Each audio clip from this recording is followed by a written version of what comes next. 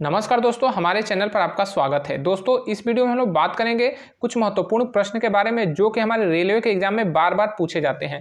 तो चलिए हम लोग वीडियो को प्रारंभ करते हैं। हमारा पहला क्वेश्चन है कि पृथ्वी पर चंद्रमा का प्रकाश कितनी देर में पहुंचता है। तो पृथ्वी पर चंद्रमा का प्रकाश जो पहुंचता है वह 1.3 सेकेंड में पहुंचता है। ठीक है, 1.3 सेकेंड में पृथ्वी पर चंद्रमा का प्रकाश पहुंचता है। अगर क्वेश्चन होता है कि पृथ्वी पर सूर्य का प्रकाश कितनी देर में पहुंचता है, तो इसका आंसर हो जाता 500 सेकेंड।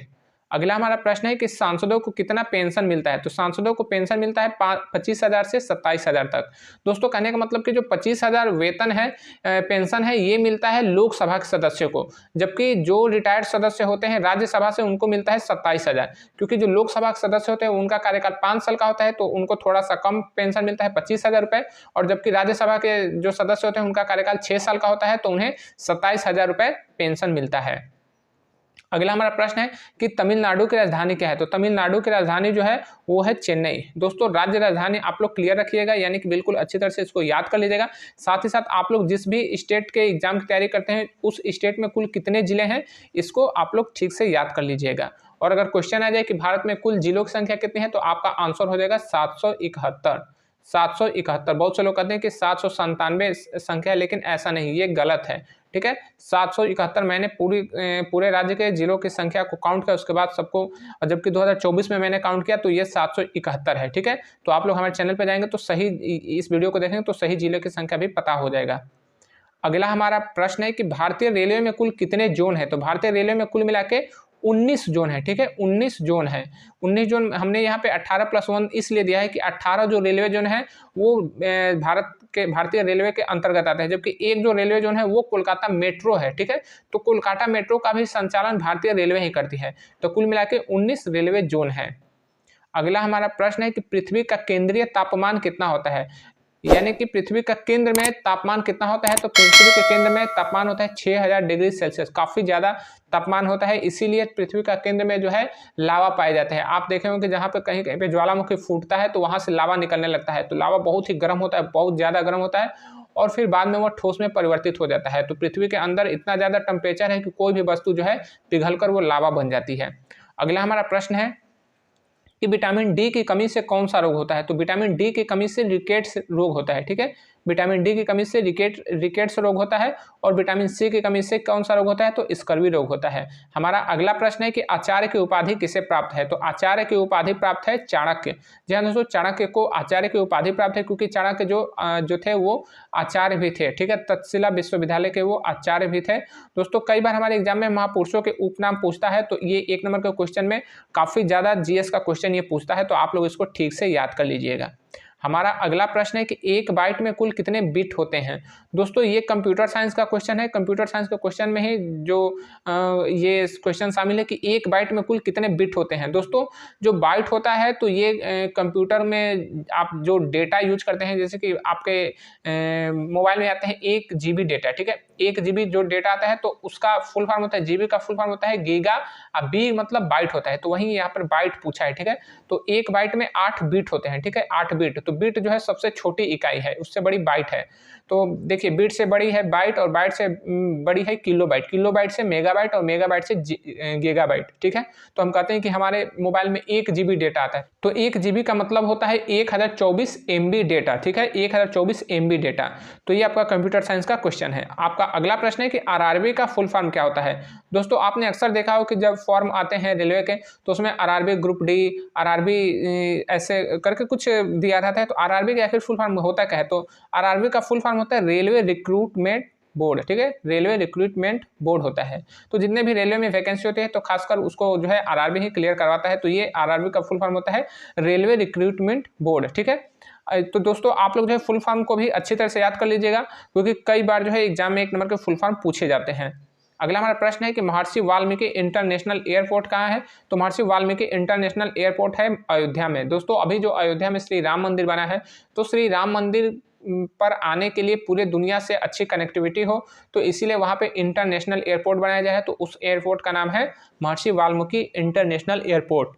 हमारा अगला प्रश्न है कि संविधान दिवस कब मनाया जाता है। तो संविधान दिवस जो है वह 26 नवंबर को मनाया जाता है, क्योंकि 26 नवंबर 1949 को ही संविधान सभा ने संविधान को अंगीकार किया था, यानी कि उसको स्वीकार किया था। तो इसीलिए उस दिन जो है संविधान दिवस मनाया जाता है। दोस्तों कई बार एग्जाम में राष्ट्रीय प्रमुख दिवस पूछे जाते हैं, यानी कि राष्ट्रीय दिवस, पंचायत दिवस कब मनाया जाता है, हिंदी दिवस कब मनाया जाता है, विज्ञान दिवस कब मनाया जाता है। तो आप लोग दिवस को भी ठीक से याद कर लीजिएगा।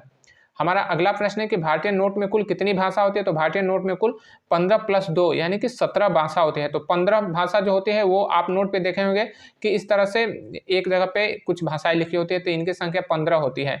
जबकि नोट के कार्नर में देखेंगे तो एक तरफ हिंदी और एक तरफ इंग्लिश लिखी होती है, तो 15 + 2 यानी कि 17 भाषा होती है। हमारा अगला प्रश्न है कि क्षेत्र पंचायत सदस्य का चुनाव कौन करता है। तो क्षेत्र पंचायत सदस्य का मतलब होता है कि बीडीसी यानी कि ब्लॉक डेवलपमेंट काउंसिल। तो इनका चुनाव जो है आम जनता करती है। हम लोग जब वोट करने जाते हैं त्रिस्तरीय पंचायत व्यवस्था के तहत, तो हम लोग वोट किसको किसको करते हैं, तो हम लोग अपना वोट जो है 4 लोगों को देते हैं। खासकर ये मैं उत्तर प्रदेश की बात कर रहा हूँ क्योंकि बिहार का अलग चुनाव व्यवस्था है, मध्य प्रदेश का अलग चुनाव व्यवस्था है, जबकि यूपी का अलग है। ठीक है, तो उत्तर प्रदेश में हम लोग 4 लोगों को वोट करने जाते हैं। एक होता है ग्राम पंचायत सदस्य का, जो कि सबसे निचला स्तर का चुनाव होता है। उसके बाद होता है बीडीसी यानी कि क्षेत्र पंचायत सदस्य का, और तो तीसरा होता है जिला पंचायत सदस्य का, और चौथा होता है ग्राम प्रधान का। ठीक है, तो हम लोग जब चुनाव में वोट करने जाते हैं तो 4 लोगों को वोट करते हैं। तो क्षेत्र पंचायत सदस्य का चुनाव जो है आम जनता करती है, जबकि यही आपस में क्षेत्र पंचायत सदस्य जो है मिलकर आपस में से एक व्यक्ति जिसको ब्लॉक प्रमुख कहा जाता है उनका चुनाव करते हैं। दोस्तों हमारा अगला प्रश्न है कि बीएसएफ का आदर्श वाक्य क्या है। तो बीएसएफ का मतलब होता है बॉर्डर सिक्योरिटी फोर्स यानी कि सीमा सुरक्षा बल। इनका आदर्श वाक्य होता है जीवन पर्यंत कर्तव्य। दोस्तों कई बार एग्जाम में सेनाओं के आदर्श वाक्य या फिर उनके मुख्यालय पूछ देता है कि आर्मी का हेडक्वार्टर कहाँ है, एनएसजी का हेडक्वार्टर कहाँ है, नेवी का हेडक्वार्टर कहाँ है, वायुसेना का आदर्श वाक्य कहाँ है। तो आप लोग इसको अच्छी तरह से याद कर लीजिएगा। खासकर अगर आप लोग डिफेंस का एग्जाम की तैयारी करते हैं तो आपके लिए काफी ज्यादा हेल्पफुल वीडियो रहेगा। दोस्तों अगला हमारा प्रश्न है कि रामचरितमानस में कुल कितने कांड है। तो रामचरितमानस में कुल 7 कांड है। दोस्तों अगर आप लोग रामचरितमानस कभी पढ़े होंगे, उसका अध्ययन किया होंगे, तो वहाँ पे बीच बीच में दिया रहता है कि बाल कांड, सुंदर कांड, लंका कांड, अयोध्या कांड। तो इस तरह से जो कांड होते हैं तो वही 7 भाग में रामायण को बांटा गया है, रामचरितमानस को बांटा गया है। तो वहीं रामचरितमानस में कुल कितने कांड होते हैं। तो रामचरितमानस में कुल 7 कांड होते हैं। और रामचरितमानस का रचयिता कौन है। तो इनके रचयिता है गोस्वामी तुलसीदास। और रामचरितमानस की भाषा क्या है। तो यह भाषा नहीं, स्पेशली कहा जाए तो ये बोली है। ठीक है, ये अवधी बोली है। दोस्तों हमारा अगला प्रश्न है कि भारत का सबसे लंबा रेलवे प्लेटफॉर्म कहाँ है। तो भारत का सबसे लंबा रेलवे प्लेटफॉर्म जो है वह है हुबली में। जी हाँ दोस्तों, हुबली कहाँ पे है। तो हुबली जो है वह है कर्नाटका में। ठीक है, कर्नाटका राज्य में हुबली एक जिला है।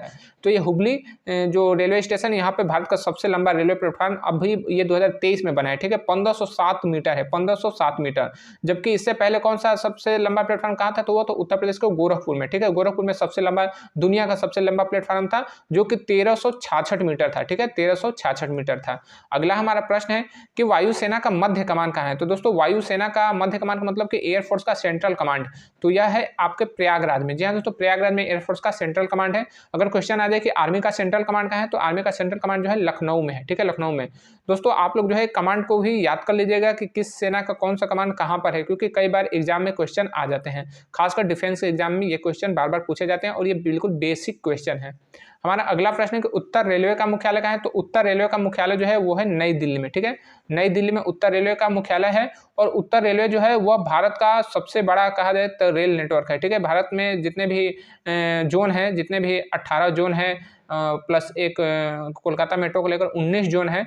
तो सबसे बड़ा जोन जो है वो कौन सा है। तो यह नई दिल्ली है। ठीक है, नई दिल्ली, क्योंकि जो नई दिल्ली है इसका जो रेलवे की जो पटरियां हैं सबसे ज़्यादा दूरी तक ये फैली हुई हैं। ठीक है, और नई दिल्ली जो जोन है तो इसमें कुल कितने मंडल है। तो नई दिल्ली जोन में कुल जो है 5 मंडल है। कौन कौन। तो दिल्ली, अंबाला, फिरोजपुर और लखनऊ और मुरादाबाद। तो 5 डिवीजन है, दिल्ली, अंबाला, फिरोजपुर, लखनऊ, मुरादाबाद। अगला हमारा प्रश्न है कि जिले का सबसे बड़ा प्रशासनिक अधिकारी कौन होता है। तो जिले का सबसे बड़ा प्रशासनिक अधिकारी होता है जिला अधिकारी, जिसे हम लोग शॉर्ट में डीएम कहते हैं। ठीक है, डीएम मतलब कि डिस्ट्रिक्ट मजिस्ट्रेट कहते हैं। तो ये जिले का सबसे बड़ा प्रशासनिक अधिकारी होता है। इससे नीचे होते हैं एसडीएम, एडीएम, तो ये सब इसके नीचे के अधिकारी हैं। अगर क्वेश्चन आ जाए कि जिले का सबसे बड़ा पुलिस अधिकारी कौन होता है। तो जिले का सबसे बड़ा पुलिस अधिकारी जो होता है वो होता है एसपी। ठीक है, ये एसपी होता है, एसपी से ऊपर होता है एसएसपी। तो दोस्तों आपको इसकी जानकारी होनी चाहिए, ये बिल्कुल बेसिक चीज़ें हैं, क्योंकि आप लोग जहाँ पर भी रहते हैं तो वहाँ पे डीएम का, एसपी का नाम काफ़ी सुनते हैं, तो ये लोग कौन होते हैं, इनके क्या अधिकार होते हैं, तो इसके बारे में अच्छी जानकारी आपके पास होने चाहिए। तो आप लोग हमारे चैनल पर जाकर इस वीडियो को जरूर देखेगा, तो आपको पता चलेगा कि जिला का प्रशासन जो है तीन विभागों में बटा हुआ है। एक है पुलिस विभाग, एक है इसका प्रशासनिक विभाग और दूसरा है इसका विकास विभाग, ठीक है, जिसमें विकास विभाग में आपको बीडीओ, सीडीओ, डीडीओ, एसडीओ ये सब शब्द सुनने को मिलते हैं। अगला हमारा प्रश्न है कि ग्राम स्वराज के लेखक कौन है? तो ग्राम स्वराज के लेखक है महात्मा गांधी। दोस्तों पुस्तक और उनके लेखक भी अच्छी तरह से याद कर लीजिएगा, क्योंकि कई बार हमारे एग्जाम में पूछता है कि अष्टाध्यायी के लेखक कौन है, गीतांजलि के लेखक कौन है, रामायण के लेखक कौन है, तो आप लोग ठीक से इसको याद कर लीजिएगा। तो ग्राम स्वराज के लेखक कौन है? तो यह है महात्मा गांधी, जो कि हमेशा ग्राम स्वराज की बात करते थे। उनका कहना था कि ग्राम को ज़्यादा से ज़्यादा अधिकार दीजिए, गाँव को ज़्यादा से ज़्यादा अधिकार देंगे तो गांव की जो व्यवस्था है वो बनी रहेगी और समाज बना रहेगा। तो फिर गांव, जब समाज बना रहेगा तो गांव ठीक से बनेगा और गांव ठीक रहेगा तो भारत की जो स्थिति है वो काफ़ी मजबूत रहेगी। लेकिन ये चीज़ें नहीं हो पाई, सामाजिक व्यवस्था खत्म हो गई और पूंजीवादी व्यवस्था प्रारंभ हो गई, इसीलिए हमारे गाँव समाज जो है उजड़ गए, बिखर गए और पूरा भारत जो है कीचड़ बन गया। हमारा अगला प्रश्न है कि भारतीय संसद का निम्न सदन कौन सा है? तो दोस्तों भारतीय संसद का निम्न सदन जो है वो है लोकसभा। दोस्तों देखिए भारतीय संसद जो है वो दो भाग इसके हैं, एक है राज्यसभा और एक है लोकसभा, ठीक है। तो राज्यसभा को उच्च सदन कहा जाता है और इसको जो है लोकसभा को निम्न सदन कहा जाता है, जबकि राज्यसभा को प्रथम सदन कहा जाता है और लोकसभा को द्वितीय सदन कहा जाता है। लेकिन लोकसभा को पॉपुलर यानी कि ये पॉपुलर सदन भी कहा जाता है, क्योंकि यहाँ पे जो लोकसभा में जो लोग जाते हैं तो वो इलेक्टेड लोग होते हैं, उनका चुनाव हुआ होता है और जनता उनको चुन के भेजते हैं, इसीलिए लोकसभा का मान सम्मान ज़्यादा होता है। जबकि राज्यसभा में जितने सदस्य जाते हैं वो इलेक्टेड नहीं, वो लोग सिलेक्टेड सदस्य होते हैं, ठीक है। उनका जो चुनाव होता है वो इनडायरेक्टली होता है, प्रत्यक्ष रूप से नहीं होता है, अप्रत्यक्ष तरीके से होता है, इसीलिए उनको ज़्यादा लोग नहीं जानते, जबकि लोकसभा के जो सांसद होते हैं उनको ज़्यादा लोग जानते हैं। अगला हमारा क्वेश्चन है कि गाँव का प्रथम नागरिक कौन होता है? तो गाँव का प्रथम नागरिक ग्राम प्रधान कहलाता है। उत्तर प्रदेश में या फिर उत्तराखंड में गांव का प्रथम नागरिक ग्राम प्रधान कहलाता है, जबकि बिहार झारखंड में गांव का प्रथम नागरिक मुखिया कहलाता है, जबकि हरियाणा हो गया, राजस्थान हो गया, मध्य प्रदेश हो गया, मध्य प्रदेश के बाद महाराष्ट्र हो गया, वहाँ पे गांव का प्रथम नागरिक सरपंच कहलाता है। तो दोस्तों तीनों में काफ़ी अंतर होता है, तो आप लोग हमारे चैनल पर जाकर इस वीडियो को देखिएगा तो आपको पता चला कि प्रधान, मुखिया, सरपंच में क्या अंतर होता है। हमारा अगला प्रश्न है कि रेलवे का आदर्श वाक्य क्या है? तो रेलवे का आदर्श वाक्य है समय, सुरक्षा और संरक्षा। समय, सुरक्षा और संरक्षा। कहीं कहीं पे इसको जो है सेवा और निष्ठा भी कहा जाता है। तो रेलवे के आदर्श वाक्य में अगर सेवा और निष्ठा आ जाए तो भी सही माना जाएगा और समय और सुरक्षा का विकल्प है तो वो भी सही माना जाएगा। दोस्तों हमारा अगला प्रश्न है कि मांसाहार कमजोरों पर जुल्म है, यह किसका कथन है? दोस्तों ये कथन बहुत ही बेहतर है, बेहतरीन कथन है कि कमजोरों पर मांसाहार जो जुल्म है, यानी कि मांसाहार कमजोरों पर जुल्म है। तो दोस्तों ये बात बिल्कुल 100% सही है। जो लोग मांस खाते हैं तो वो लोग जो है इस बात को समझते हैं, लेकिन जो है एक बार आदत व्यक्ति की बन जाता है किसी चीज़ को, तो आदत जो है लोहे की जंजीर की तरह होती है, वो इतना जल्दी जो है टूटती नहीं है। तो मांसाहार जो है कमज़ोरों पर जुल्म है। वाक़ई में दोस्तों जो लोग कमज़ोर हैं तो उन पे हम लोग जो है शासन करते हैं, उनको हम लोग उनको मारते हैं, काटते हैं और हम लोग उनका भक्षण कर लेते हैं। तो मांसाहार जो है क्यों नहीं हम लोग शेर का मांस खाते हैं, क्योंकि शेर हमसे ताकतवर है, वो हमारा ही शिकार करके हमारा ही मांस खा देगा। लेकिन हम लोग जो है गाय का, सूअर का, बकरी का, मुर्गे का, ये सब का मांस जो है लोग खाते हैं, ठीक है। कई धर्मों में जो है मुस्लिम लोग कहते हैं कि सूअर मारना अपराध है, हिंदू लोग कहते हैं कि गाय मारना अपराध है, गाय का मांस नहीं खाना चाहिए। भाई कबीरदास तो कहते हैं कि मांस तो एक है, क्या मछली किया गया है। वाकई में दोस्तों मछली का मांस खाइए या फिर गाय का मांस खाइए, दोनों बराबर है, ठीक है। तो मांसाहार जो है बिल्कुल ही बेकार चीज़ है, इसको नहीं खाना चाहिए। हमें जो है लोगों पर दया करना चाहिए, खासकर जीवों पर दया हमें करना चाहिए। तो मांसाहार कमजोरों पर जुल्म है, किसका कथन है? तो ये महात्मा गौतम बुद्ध का। जी हाँ, तो गौतम बुद्ध का ये कथन है। दोस्तों आप लोग जो है कथन को भी ठीक से याद कर लीजिएगा, क्योंकि 1 नंबर का क्वेश्चन जो हमारे एग्जाम में कई बार पूछे जाते हैं। अगला हमारा क्वेश्चन जो है वो है आपका रसायन विज्ञान से कि संगमरमर का रासायनिक नाम क्या है? तो दोस्तों संगमरमर का रासायनिक नाम है कैल्शियम कार्बोनेट। जी हाँ दोस्तों, कैल्शियम कार्बोनेट जो है इसका रासायनिक नाम या फिर कहा जाए तो व्यापारिक नाम है। और इसका रासायनिक सूत्र क्या है? तो यह है CaCO3, ठीक है। CaCO3 इसका रासायनिक सूत्र है। हमारा अगला प्रश्न है कि शरीर का सबसे बड़ा अंग क्या है? तो शरीर का सबसे बड़ा अंग जो है हमारा त्वचा है। जी हाँ दोस्तों, ये भी इसको एक अंग की संज्ञा दी गई है। बहुत से लोग जानते हैं कि ये अंग नहीं, लेकिन ये एक अंग है। शरीर का सबसे बड़ा अंग क्या है? तो वह त्वचा है। हमारा अगला प्रश्न है कि भारतीय रेलवे का सबसे व्यस्त स्टेशन कौन सा है? तो सबसे व्यस्त स्टेशन जो है HWH। HWH का मतलब कि हावड़ा, ठीक है। हावड़ा जो है भारत का सबसे व्यस्त स्टेशन है। यहाँ पे कुल कितने प्लेटफार्म है? तो यहाँ पे कुल 23 प्लेटफार्म है। इसीलिए इसको सबसे बेस्ट और यहाँ पे सबसे ज़्यादा जो है लोगों का आना जाना होता है। तो भारत का सबसे बेस्ट स्टेशन जो है वो है आपका हावड़ा, यहाँ पे 23 प्लेटफॉर्म है। ठीक है दोस्तों, आप लोग अगर रेलवे की तैयारी करते हैं तो आप लोग जो है हमारे इस वीडियो को जरूर देखिएगा। इस वीडियो से आपको पता चलेगा कि भारत में कुल कितने रेलवे के जोन है, साथ ही साथ उन रेलवे का कहाँ पे हेड क्वार्टर है यानी कि मुख्यालय कहाँ है, और साथ ही आपको पता चले कि उस रेलवे के जोन में कुल कितने डिवीजन है, साथ ही साथ आपको पता चले कि उस डिवीजन में कुल कितने स्टेशन है। ठीक है, तो आप लोग को अगर आप लोग चाहते हैं कि अच्छी जानकारी मिले तो आप लोग हमारे इस चैनल को, इस वीडियो को जरूर देखिएगा ताकि आपको अच्छी से जानकारी मिल सके।